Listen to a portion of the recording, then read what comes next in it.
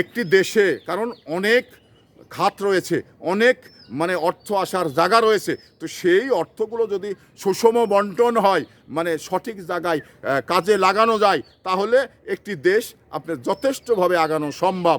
কিন্তু আসলেই আমাদের দেশে, এই বাংলাদেশ সোনার বাংলাদেশ, এই বাংলাদেশে যে রেমিটেন্স আসে, এই বাংলাদেশে যা মানে ভ্যাট ট্যাক্স আসে, তাতে করে এই বাংলাদেশ আরাম-আয়েশে মধ্যম আয়ের দেশ হিসাবে মানে পরিচালনা করা যথেষ্ট সম্ভব।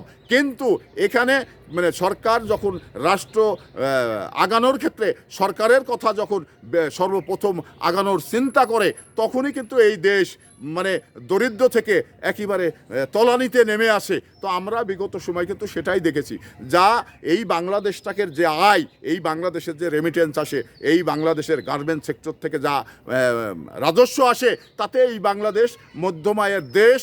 শুধুমাত্র সরকার যদি স্বচ্ছ হয় এবং এমপি মন্ত্রী যদি স্বচ্ছ হয়, তাহলে এটা মধ্যম আয়ের দেশ হিসাবে বাংলাদেশকে বিশ্বের দরবারে দাঁড় করানো যাবে।